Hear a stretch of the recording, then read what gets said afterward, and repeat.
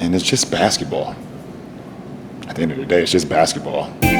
Like and subscribe on the way in the door, my people. I hope you all are having a truly, truly fantastic day today.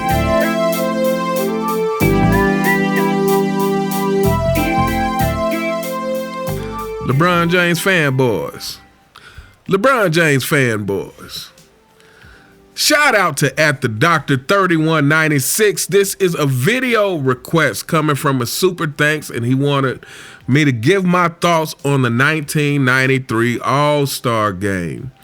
So we're actually going to look at a few minutes of the video just so I can point out some things as we watch it, because wow, people, I mean, this was an All-Star Game.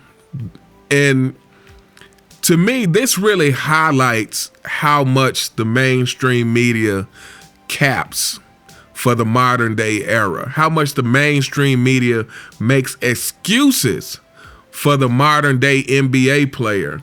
Because, yeah, they try to make it as if, you know, they want to try and pretend that the modern NBA player is just as competitive as the previous generations. But as we are about to see, my people, that is absolutely, positively not the case.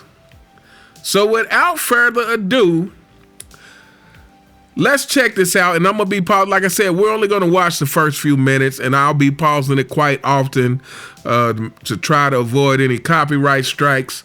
But I think it will be very easy, very quickly, to see what a stark contrast it is between this and the modern NBA players' All-Star Game and mentality.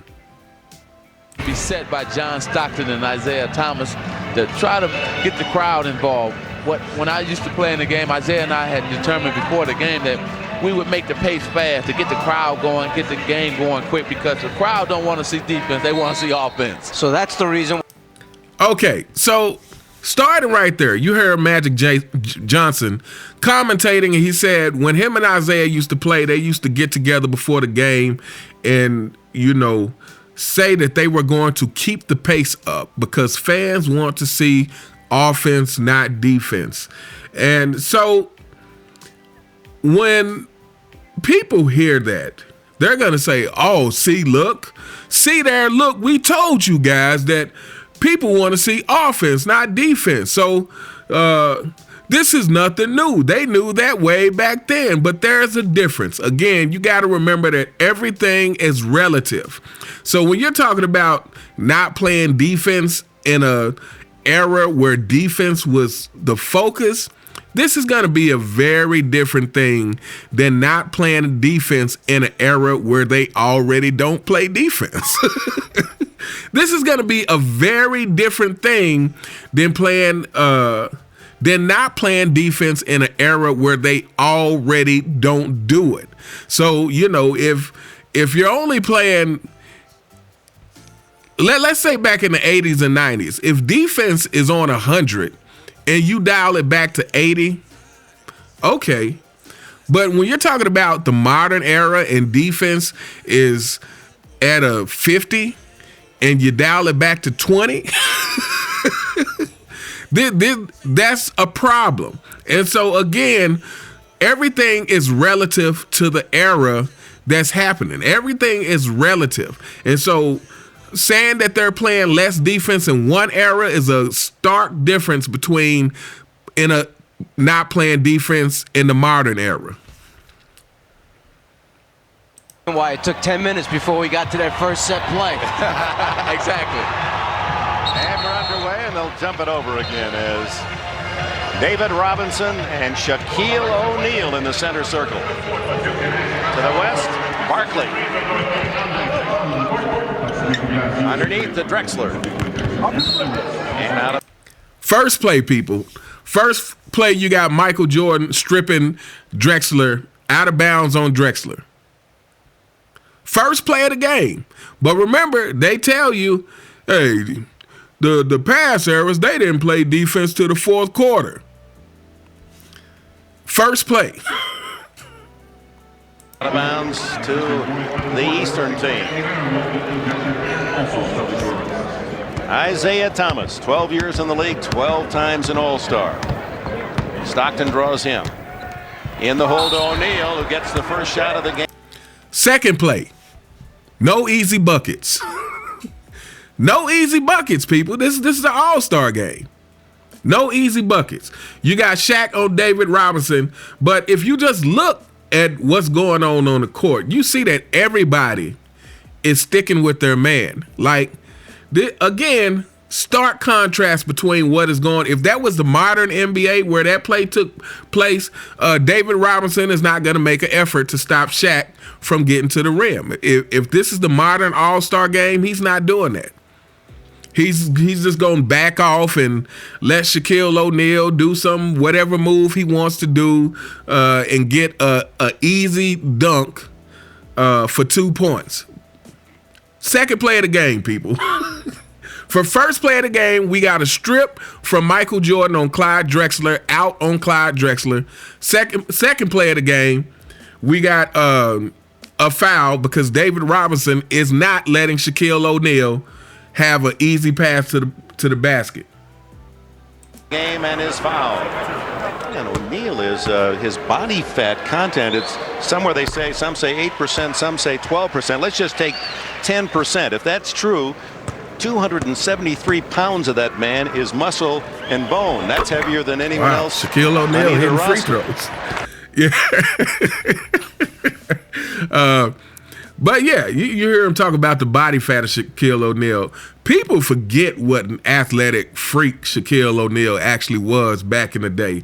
Back in his Orlando days, and when he first got to the Lakers, Shaquille O'Neal was truly a freak. Now, he was always big and dominant just from his size and stature, but like I said, back in Orlando, when he first got to LA, like, he was an athletic freak. I felt like kind of after that second championship, he really stopped taking care of himself. You know, this is the nature of someone who's planned to be a champion and someone who's planned to get the championship trophy so they can be labeled a champion, and someone who always has to dominate. This is the difference between Shaquille O'Neal and Kobe Bryant. This is the difference between Michael Jordan and a lot of people. Is Michael Jordan, if he steps foot on a court, it is about domination. I don't care if I won a championship 3 years in a row. Like, the fourth year, it's about domination. Whereas Shaquille O'Neal, I felt like kind of after they got that second championship, like he stopped taking things as serious. You know, he didn't want to work that hard. He just wanted to enjoy the money and whatnot. Well, and he also knows how to use it too. And he's mean and tough. That's what makes him so tough to guard. O'Neal's free throw. Look at the defense that Isaiah's playing on John Stockton. I mean, he's kicking his legs up, trying to block passes and whatnot. If you look at the screens that's being set, again, you know, you would not think that this is an all-star game if you were judging by today's standards. If you were going by what they told you about 90s all-star games, you would not believe this. Because this isn't what they said happened. According to them, hey, nobody's playing defense to the fourth quarter. Jones giving the East a 2-0 lead, and Robinson is fouled as he tries to go over O'Neal. Another foul already. Shaquille O'Neal is not getting dunked on. Shaquille O'Neal prides himself on, I think he said he's only been dunked on twice in his career. One of them was by Michael Jordan, and I can't remember who the other player was. Maybe Vince Carter. I'm not sure. If anybody knows, drop that in the comments. But again, this is a pride thing. Like, yes, this is the all-star game, but you're not dunking on me. This is the all-star game, but I'm here to prove I'm the best center out here. You're not dunking on me. It's no freebies. Again, if we're talking about the modern NBA, David Robinson, he gets that dunk. I mean, they're not challenging dunks like that in the regular season. So you think they're going to do it in an all-star game? Wants to be involved in every play. It's like any first timer in the All-Star game. They want to show the fans that they belong here and should be here. And if you heard what Magic Johnson said, he said any first timer in the All-Star game, they want to show the fans that they belong here, that they should be here. Again, that sense to prove something. That it really just goes back to that need to earn what you get. It's like people are so cool with just accepting things that they haven't earned at all. And then I'm talking about the players in the modern NBA, if we're talking about modern society in general.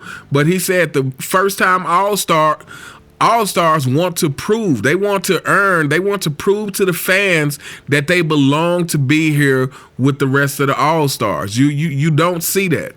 And, part of it is the fact that it's the LeBron James era. And this is the example that he has set for the younger players coming up in the league. This is the LeBron James way of doing things. This is the LeBron James lack of competitiveness.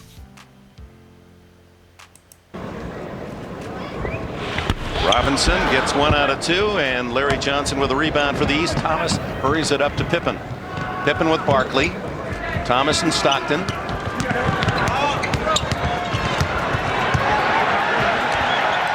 Look at the defense that Stockton is playing on Isaiah Thomas.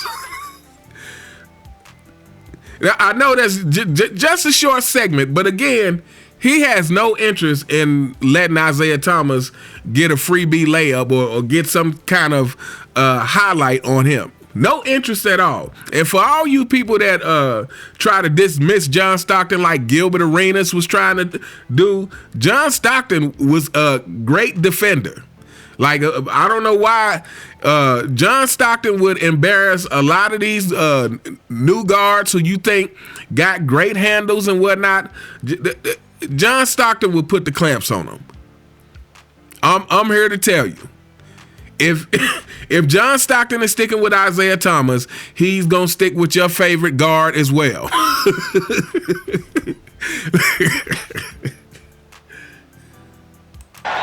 Jordan and Drexler, a couple of dream teamers. 6 on the clock. Larry Johnson again. All right, now if you caught that, again, Drexler's not letting Michael Jordan even have the three-point shot in the All-Star game. This is a year removed from Chicago beating the Blazers in 1992, and Jordan showing the world that he could shoot threes if he chose to do it. So even in this All-Star game, you saw as Michael Jordan was fake like he was about to pull up for a three. Drexler wasn't about to let him have that uncontested.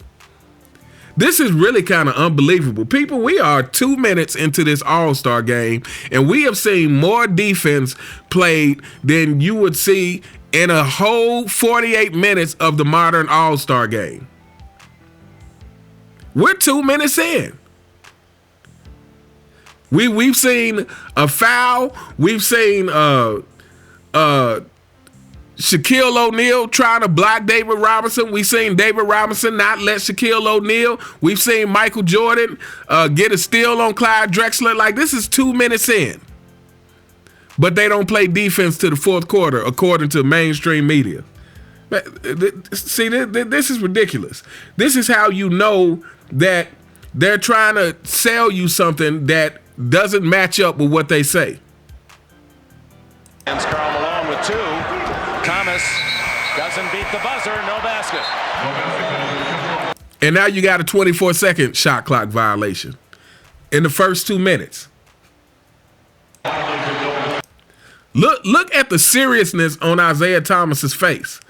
Like, this does not look like a bunch of guys on vacation like they say in the modern All-Star game. Oh, well, man, guys don't want to play hard, man. We see this is kind of vacation, and we got so much to do, man. We got podcasts and all this kind of stuff. Why would we want to go to the All-Star game and put any effort in, man? all that I don't know if I've seen a smile on the court. It's 2 minutes in. I don't know if I've seen a smile. Everybody got everybody got this look that Isaiah Thomas has right here. This look of focus. Like, I'm here to prove something. Magic, you probably should mention, in fairness to Isaiah, that in his last regular game before the break against Miami, he strained his Achilles tendon, was taken out of that game, did not return for Detroit. Doubtful whether he would play or not here. Yeah, you know, I think he just wanted to play for the fans, and that's it. Okay, I'm just pausing it for a second. Try to make sure we don't get any copyrights. But yeah, people, this is it actually gets kind of depressing when you look at this. Then you really see how far the game has fallen. Stockton for three. And the home crowd loves that. West leads 4-2.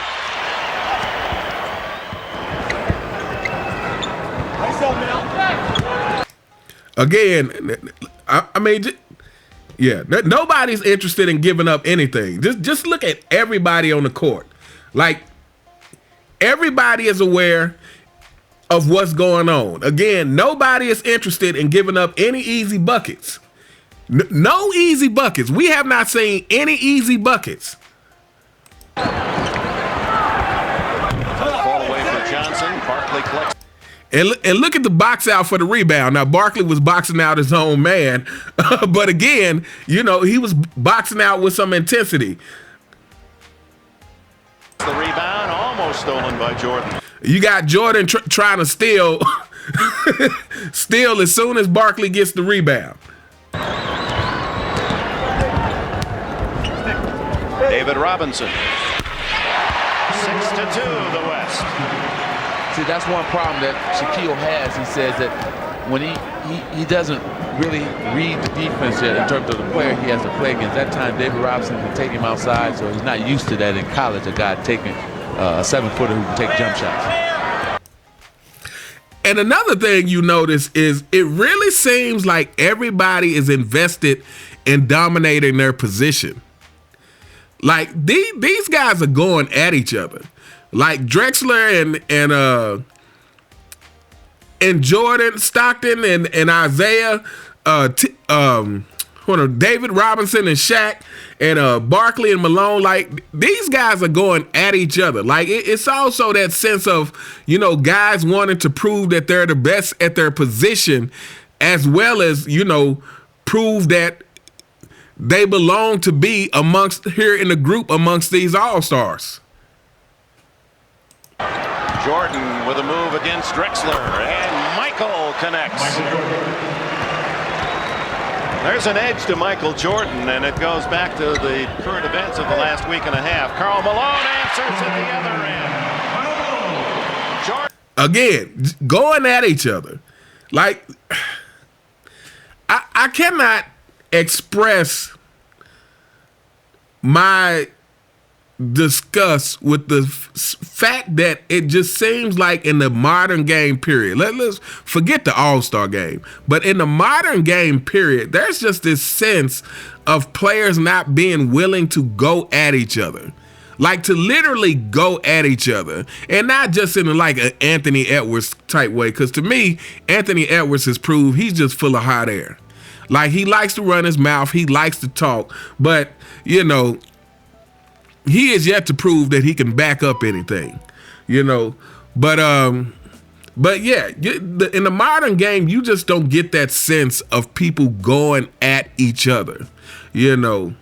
Yeah, I don't know, people. This is kind of, like I said, this gets kind of depressing when you see how far the game has fallen. Like, we're 3 minutes and 30 seconds in, and you can already see that this is just a totally different thing. Again, you have to remember you're watching an All-Star game. Young kids out there, if you're used to only seeing the modern All-Star game, here's what an All-Star game from the 90s looks like. Just a totally different mentality. Jordan not at all happy about the fine and the scrape that he had with the Pacers' Reggie Miller. Cost him nearly $50,000, and he was fined again for missing the media day 2 days ago here in Salt Lake City.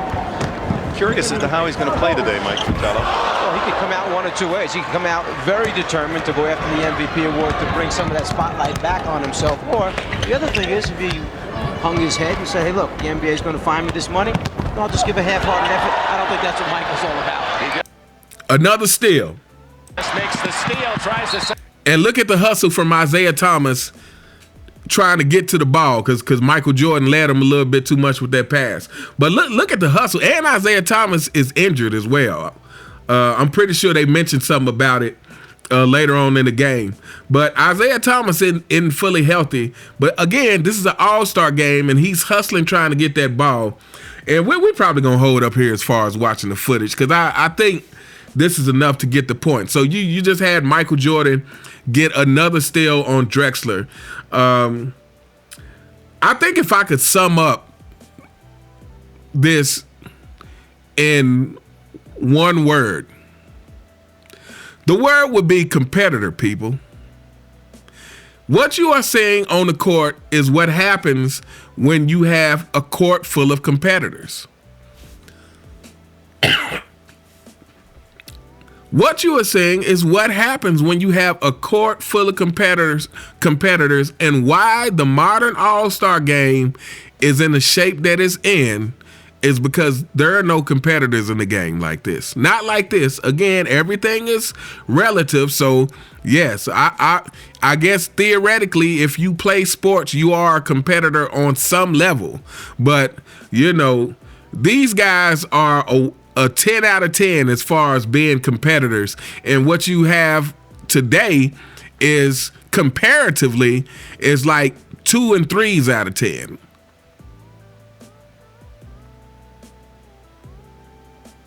There is nothing that anyone can tell me to convince me that the modern day NBA player competes the same way that the players in the 80s and 90s competed in the early 2000s.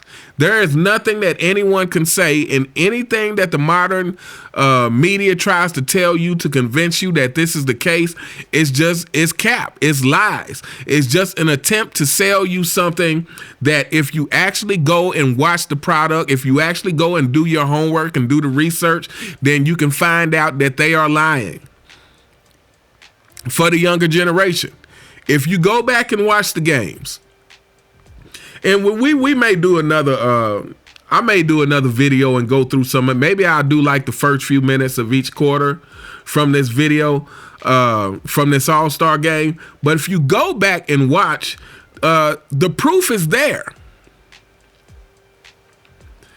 Did it look like anyone was interested in giving up a highlight?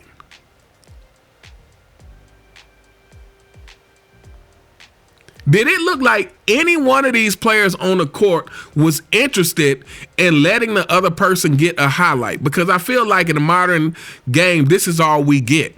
It's everybody moving out the way. And here's the other thing is, when it's easy, it's not a highlight. What makes it a highlight is that there was some resistance to make it happen.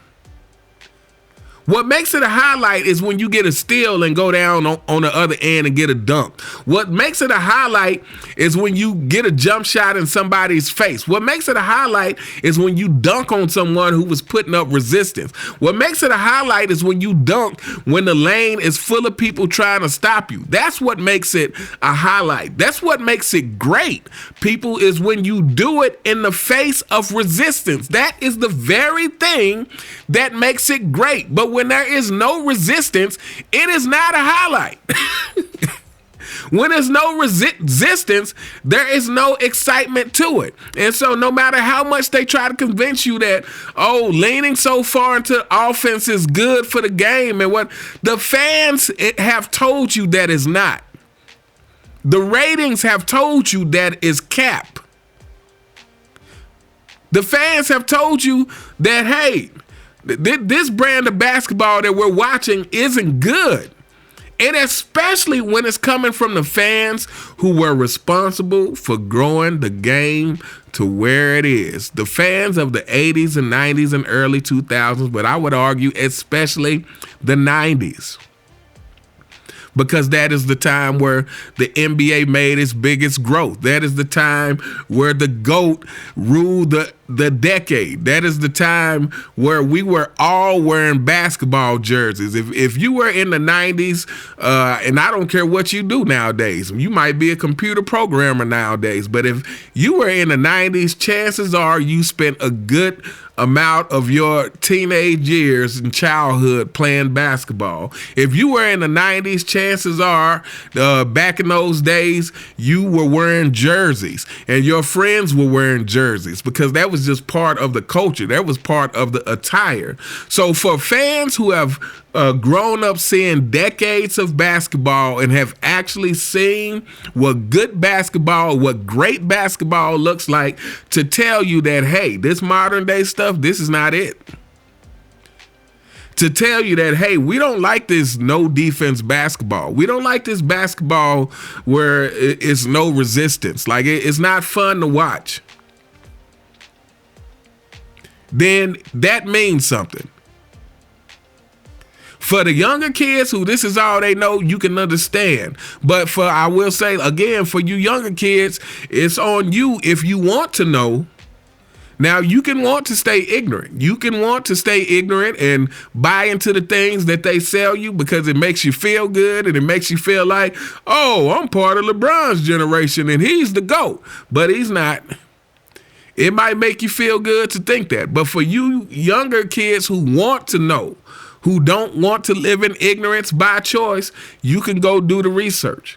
You can go and watch this full All-Star game, 1993 All-Star game, and watch what was happening. We just went through 4 minutes of this game, and you saw 2 steals, you saw fouls, you saw people playing defense, you saw people hustling, and this is the first quarter. This is not the fourth quarter like they try to tell you in the mainstream media. Oh, even back in the day, they didn't play to the fourth quarter. And maybe we'll go through some other All-Star games because maybe every All-Star game wasn't this intense, but I guarantee you every All-Star game back then was better than this crap that we watch today. But anyway, we gonna hold up here, people. Let me know what you guys think in the comments. What did you think of this short segment of the All-Star game that we watched? Like I said, to me, the key word here is this is what happens when competitors are on the court. There's no way around it. What happens when competitors are on the court is they take the game seriously. Like, this is serious. Again, there were no smiles. You wouldn't have thought that it was any buddies out here, not even between Jordan and Barkley, because there were no smiles out here. Like, these guys were serious. And that is the difference. I've said it before. You don't have to make a real competitor compete. If the fact that they are even having to have discussions about how to fix the regular season, and the fact that they have to have the in-season tournament and the play-in tournament, and then turn the All-Star game into the tournament, and now next year it's supposed to be the World versus USA in the All-Star game. The fact that they are having to have these conversations means that there is a problem, and the problem is these NBA players aren't competitors like that. Case closed. But anyway, let me know what you guys think in the comments. You all have a truly fantastic day, and I'll see you next time. All right.